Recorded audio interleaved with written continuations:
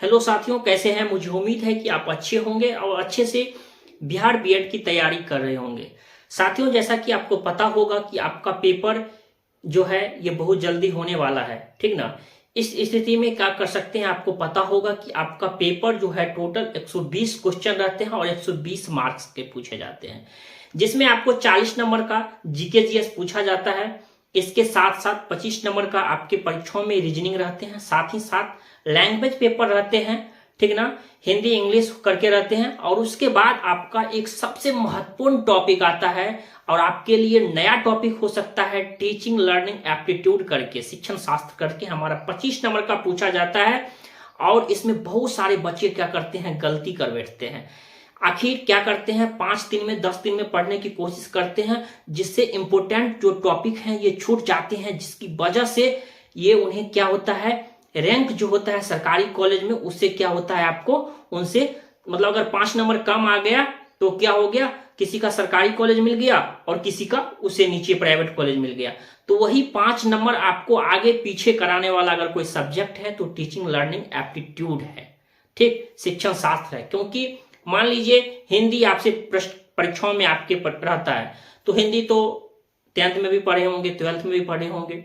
साथ ही साथ अगर आपके जीके जीएस आते हैं तो ये भी आप पढ़े होंगे, आप करंट अफेयर पढ़ते होंगे कि देश विदेश में क्या चल रहा है। लेकिन टीचिंग लर्निंग एप्टीट्यूड आपके लिए नया है और होगा ही।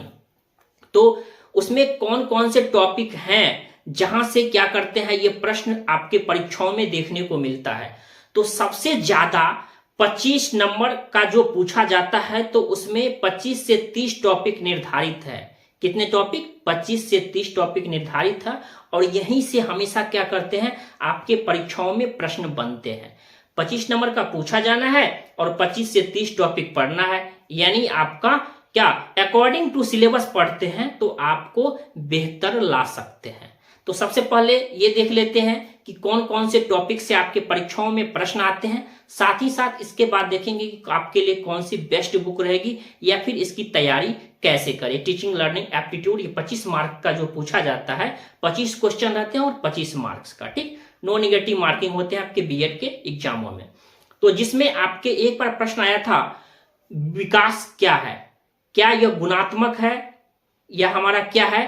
तो ये हमारा जो होता है ये गुणात्मक दोनों होता है, ठीक ना। यानी वृद्धि और विकास से प्रश्न आपके आते हैं, यहां से प्रश्न पूछे जाते हैं। साथ ही साथ एक बार क्वेश्चन आ गया था समाजीकरण से, एक बार नहीं 2 बार पूछा गया है समाजीकरण से।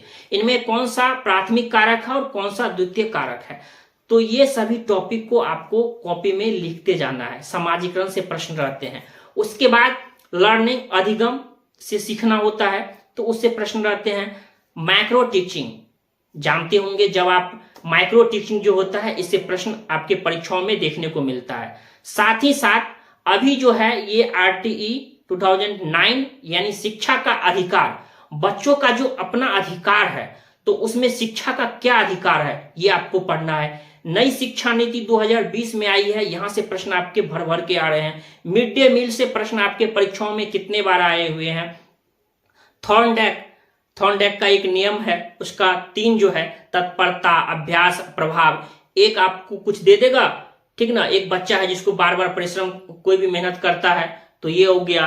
तो इससे रिलेटेड आपको टॉपिक प्रश्न आपके परीक्षाओं में देखने को मिलता है। मिड डे मील से हो गया। उसके बाद एक सबसे महत्वपूर्ण बात, जैसे उच्चतर माध्यमिक और माध्यमिक कितने वर्ष का होता है, एक साल में हमारा एक सेमेस्टर कितने महीने का होता है, यानी आपके एजुकेशन से प्रश्न यहां पूछते हैं।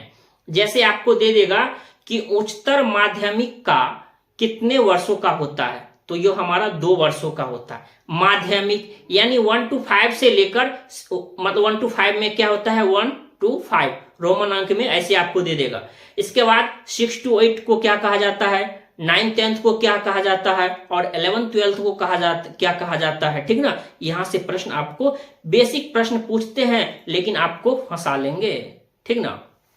उसके बाद रोल ऑफ टीचर, टीचर की क्या भूमिका होती है कक्षा के अंदर।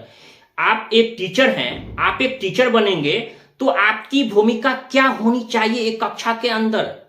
क्या आप बच्चों को मारेंगे, पीटेंगे। अगर एक बच्चा देखिए इस तरह से प्रश्न पूछे जाते हैं, एक बच्चा बराबर क्या करता है, वो देरी से आता है, तो आप एक टीचर हैं तो क्या करेंगे?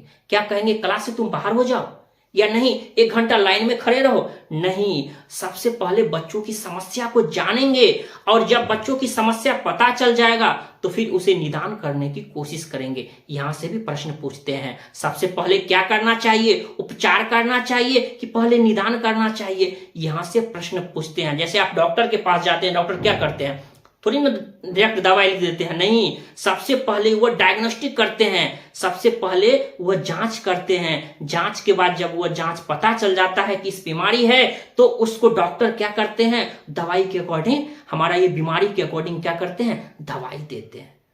ठीक, उसके बाद एजुकेशन से उसमें एक और पूछा जाता है, जैसे कोई दे देगा स्वयं, एक बार पूछा गया था स्वयं क्या होता है, एनआईओएस क्या है, एनसीईआरटी क्या है, बी बॉस क्या है, ठीक ना, उसके बाद सीबीएसई क्या है, डाइट क्या है। कभी तो देखा गया है कि इन सभी जो एजुकेशन से रिलेटेड जो बी बॉस, एनआईओएस, एनसीईआरटी, कभी इसके फुल फॉर्म भी पूछे आपके परीक्षाओं में देखने को मिले हैं। उसके बाद पाठ सहगामी क्रियाएं, ये भी पूछे गए हैं। जैसे पूछा गया था एक बार, एनसीसी अंतर्गत आता है, किसके अंतर्गत, तो ये सभी हमारे पाठ सहगामी क्रिया के अंतर्गत आते हैं।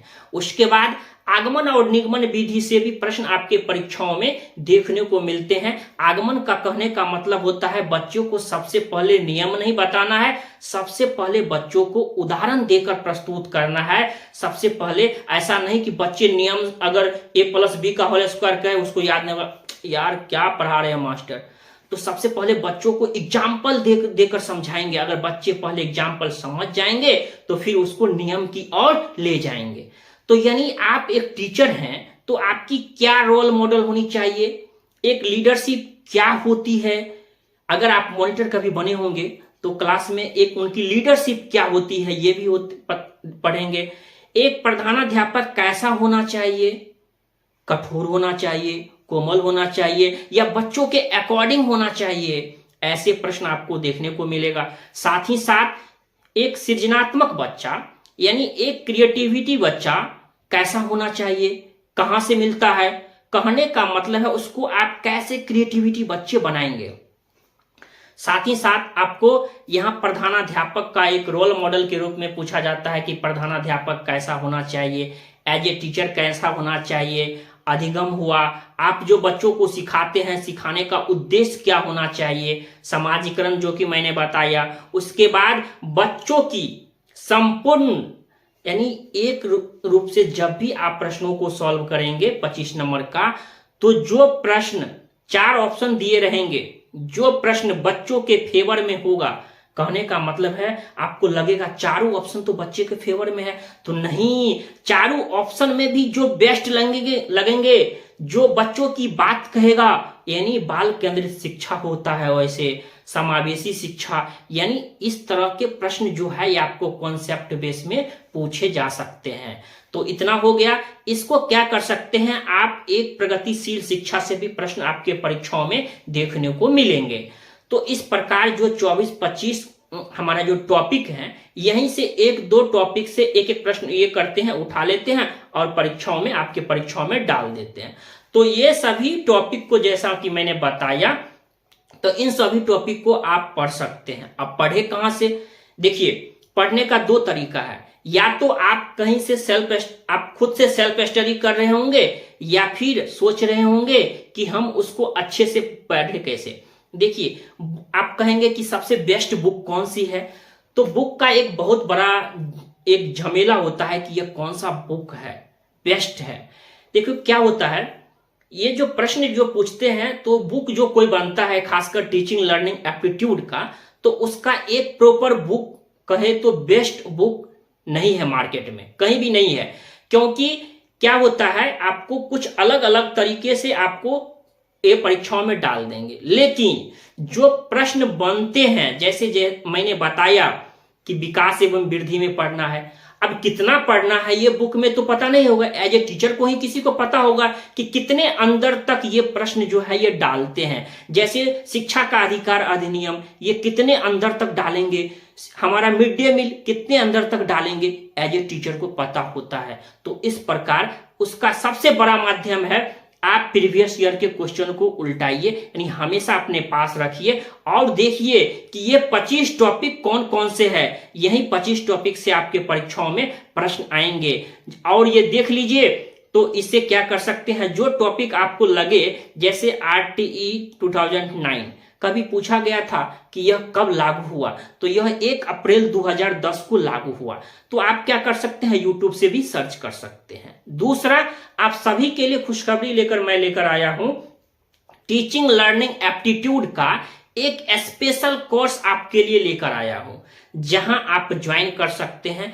बहुत कम प्राइस में आप टीचिंग ओरिएंटेड ऐप को प्ले स्टोर से डाउनलोड कर लीजिए। जहां आप डाउनलोड करेंगे तो आपको टीचिंग लर्निंग एप्टीट्यूड का एक बेसिक कोर्स मिलेगा। जितना आप सोच रहे हैं ना, अभी आपके मन में आ रहा होगा, उससे भी कम प्राइस में आप यहां से क्या कर सकते हैं, तैयारी कर सकते हैं और हमारे साथ जुड़कर तैयारी कर सकते हैं।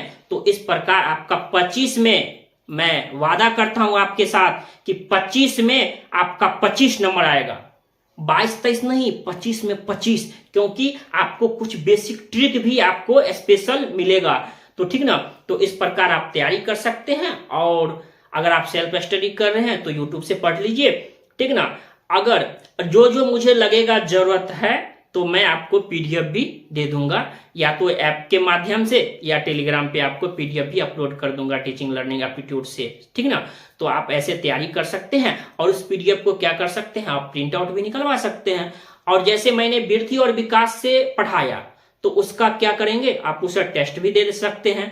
तो इस प्रकार आप चाहे तो बहुत कम प्राइस में आप इसे ज्वाइन कर सकते हैं, ठीक ना। जो लोग ऑलरेडी किसी बैच में जुड़े हुए हैं, जैसे कोई फाउंडेशन कोर्स में हमारा BEd हुआ या इंटीग्रेटेड BEd हुआ, अगर उसमें जुड़े हुए हैं तो इस कोर्स को परचेज करने की जरूरत नहीं है। ये अगर सिर्फ यही कोर्स लेना चाहते हैं तब आप इस कोर्स को ज्वाइन कर सकते हैं। तो मुझे उम्मीद है कि आप इस कोर्स को जरूर ज्वाइन कीजिए और आपको जितने लिमिटेड टॉपिक है आपको पढ़ाया जाएगा, ठीक ना। तो इस प्रकार आप अच्छे से तैयारी कर सकते हैं। तो फिर मिलेंगे। अगर कोई भी डाउट है तो आप कमेंट बॉक्स में जरूर हमसे पूछ लीजिए, इसका जवाब आपको मिल जाएगा।